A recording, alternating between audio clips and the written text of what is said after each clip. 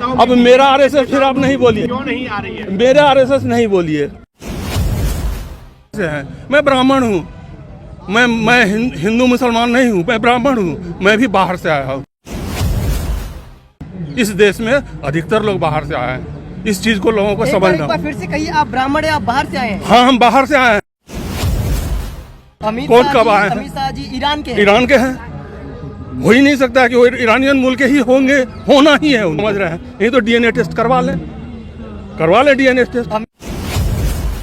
पर सब लोग यहाँ के राजपूत कहाँ से आए हुए हैं? सब सेंट्रल एशिया से आए हुए हैं। सेंट्रल एशिया से राजपूत लोग आए। सब लोग राजपूत गुज्जर लोग राजपूत वहाँ से आए हुए, सेंट्रल एशिया से आए हुए।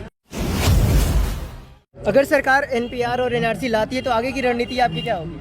हम लोग इसको तो कभी लागू नहीं होने देंगे, क्योंकि इसका सबसे दुष्प्रभाव आदिवासियों पर पड़ता है। मैं बीके झा रांची में था और एक झारखंडी हूँ।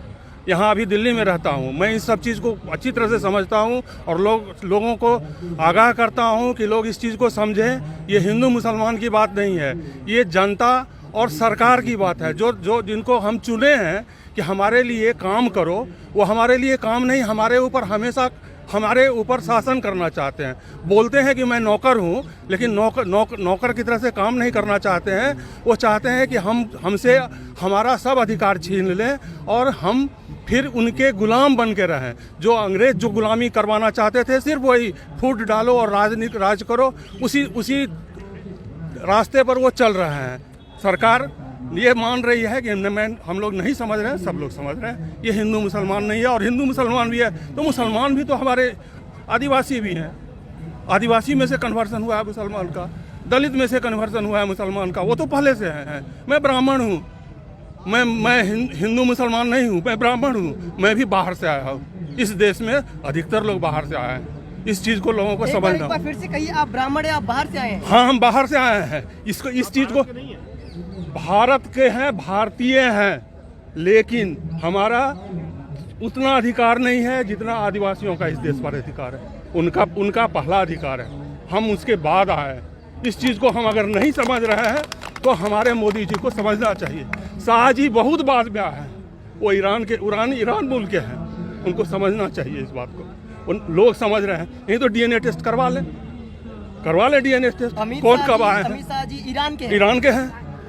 हो ही नहीं सकता कि वो ईरानियन मुल्क के ही होंगे, होना ही है उनको।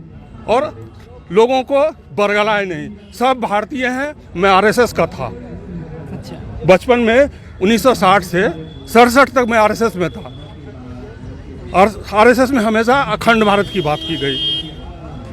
हमारे संघ चालक थे ईस्टर्न रीजन के ऋषि मुनि सिंह, हमेशा बात करते थे कि हम लोग अखंड भारत चाहते हैं। कहाँ गया अखंड भारत? हम क्यों जो हिंदू हैं अफगानिस्तान में उनको यहाँ लाए? अफगानिस्तान जब हमारा देश है, हमारा अखंड भारत का हिस्सा है अफगानिस्तान। बिल्कुल। हम वही आरएसएस वाले हमको बचपन में सिखलाएं पाकिस्तान हमारा अखंड भारत है। तो अखंड भारत का सिर्फ ज्योग्राफिकल ये नहीं होता है, पॉलिटिकल ज्योग्राफी नहीं होता है, एक कल्चर है हमारा। महाभारत में आप समझिए, पूरा अफगानिस्तान वो पूरे महाभारत के सब चीज़ में शामिल रहा है, तो हमारे कल्चर का हिस्सा है। हम उसको, और यहाँ पर सब लोग यहाँ के राजपूत कहाँ से आए हुए हैं? सब सेंट्रल एशिया से आए हुए हैं। सेंट्रल एशिया से राजपूत लोग आए। सब लोग राजपूत गुज्जर लोग राजपूत वहाँ से आए हुए, सेंट्रल एशिया से आए हुए। तो इतिहास को नहीं पढ़ने वाले लोग वो हमारे शासक बन गए, और व्हाट्सएप यूनिवर्सिटी से इतिहास हमको पढ़ाना चाह रहे हैं। हम नहीं पढ़ेंगे। मतलब आप आपने क्यों छोड़ा सर? जी, आरएसएस क्यों छोड़ा सर? आरएसएस छोड़ा नहीं। अरे 67 के बाद हमारा परिपक्वता बढ़ते गया। हमको तो अभी ये लोग अर्बन नक्सल बोलेंगे, तो मैं अर्बन नक्सल हो गया हूँ अभी तो। इसीलिए आज परिपक्वता आती है ना, में परिपक्वता आई कि हम गलत चीज़ में नहीं रहे।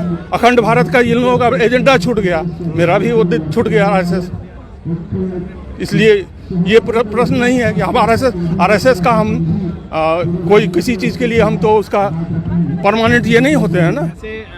दलितों को या आदिवासियों को या फिर मोमडन्स को इस देश से निकालने की ये बात सब कर रहे हैं, अगर उसी तरीके से आरएसएस के या ब्राह्मणों को या जो आप लोग बाहर से आए थे, आपको अगर बाहर निकालने की बात करें तो कैसा लगेगा? ये संभव नहीं है। जो वो बोल रहे हैं वो भी गलत है, जो ये बोलेंगे वो भी गलत है, क्योंकि ये देश सबका है। ये सनातनियों का देश है और सनातनी का मतलब होता है जो हो रहा है, जो होता रहा है वो होता रहे। ये बात आपकी समझ में आ रही है, पूरे भारतवर्ष के लोगों को समझ में आ रही है, पर ये आपके आरएसएस और नेताओं अब मेरा आरएसएस फिर आप नहीं बोलिए, क्यों नहीं आ रही है? मेरा आरएसएस नहीं बोलिए।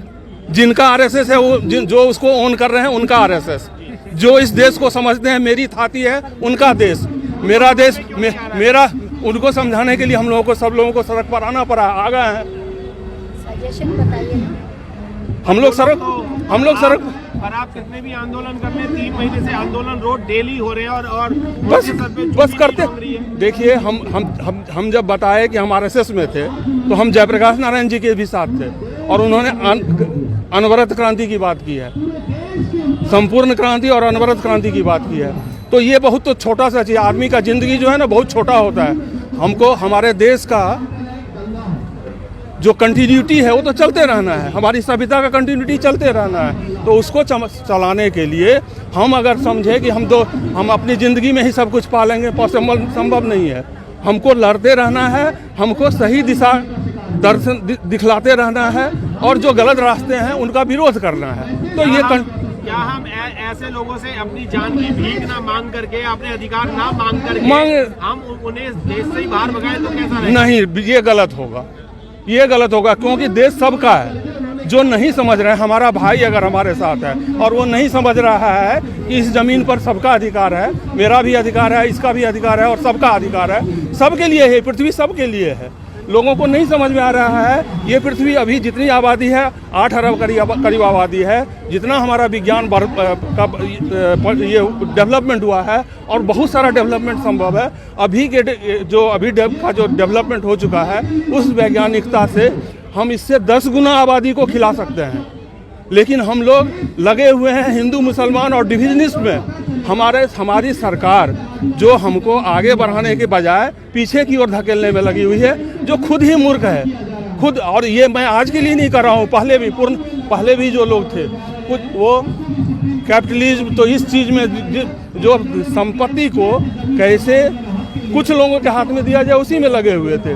तो और जो अवेलेबल है और आगे कैसे बढ़े, मानव सभ्यता को कैसे लाइफ इजी किया जाए उसके लिए नहीं बढ़ रहे, बिजनेस इजी करने में लगे हुए रहते हैं। इस सब चीज़ को सभी अच्छे तरह से सब लोगों को समझना है और सबको सामूहिक रूप, इसमें ब्राह्मण और आदिवासी और ये सब चीज़ नहीं कुछ करना है।